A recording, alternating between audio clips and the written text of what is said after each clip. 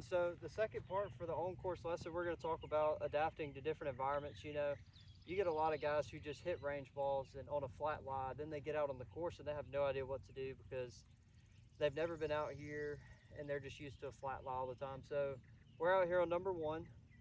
We hit a layup shot here. We have a bit of a side hill lie, which obviously you're going to have to manipulate your body to figure out what it's going to do off this lie. So we're just going to I'm going to walk through it a little bit and explain to you what you would do, but I kind of want to get your thoughts on, I mean, what's your knowledge about side hill lies, uneven lies, kind of stuff like that? Yeah. Would you feel like you're pretty comfortable with it, or kind of talk me through a little bit of that? Yeah, I obviously prefer to rather have a flat lie Of on course. the fairway. I feel like on these things, I kind of have a tendency to have the ball hook way more. Okay. I think it's either because my ball position's a little more rough, or Okay. I'm not really playing for it to hook, obviously, because it's a hook lie, and I feel like I'll still aim straight and hopefully maybe like zero it out with a cut swing. Yeah, But okay. that doesn't really work half the time. Normally it's still over hooks. Yeah, and especially, you know, here we have a bunch of slopes, and you always want to be prepared for anything when you're out on the course, because I mean, that's what it is. Golf's about being creative. You know, you're not always going to have a flat lie. You have to be able to visualize a shot, you know, kind of like we talked about the opening tee shot. Being able to visualize the shot and visualize all the different elements that come into play is really key. So here, obviously I would assess the lie first. So if the ball is above your feet, typically that ball is going to work left, right? Because when you get on an uphill lie, the club face tends to close a little bit easier. So off this lie, the ball is going to go left. So initially, my first thought is we have to aim a little bit right of the pin to compensate for it. Yeah. And then, you know, you practice ball position so much, and it's so key. Doing that on the range is so key, because here you need to be able to control where the ball position is. Sure. Because if you're on a flat lie, your ball position may be just in front of the middle. But on a side hill lie, to double check that you hit the ball first, you know, with a different lie, you want to make sure that you hit ball first. It's really key on good contact there. So on this, you're obviously, like I said, you're going to aim a little bit right. You're going to move the ball back in your stance just a little bit, just to make sure you get ball first.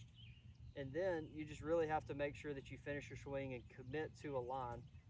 Most people just get over the ball and they just aren't committed to it. They're scared about it.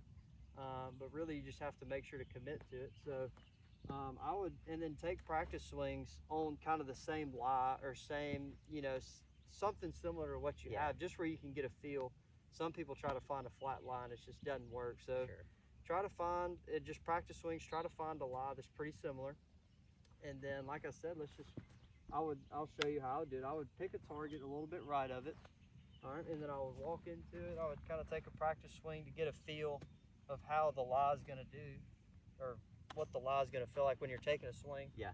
So take a practice swing, set up to it just a little right, pick a good target, move the ball back just a touch, and then from there, it's just putting a normal swing on it. You know, you don't have to do anything different. The only thing that changed is the lie. The swing's not going to change. Yeah.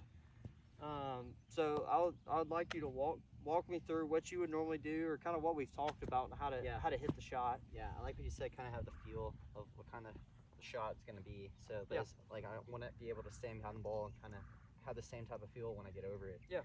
So I mean, I'll probably just take a practice swing, kind of feel the feet being below me. Okay. Then I would look up, kind of put my target a little right of the hole, kind of in the distance, like you were saying on the first opening tee shot. Then get over it and just feel natural. Then kind of what you said, kind of just put your normal swing on. You don't have to do anything different. Yeah, just double check that you're just committing to it, and just making sure that you know you picked out a good target. Yeah. That's normally when people get a little bit of a weird shot, is when they try to guide it in there. Yeah. But man, you hit the best shots when you just, you know, commit to it. Yep.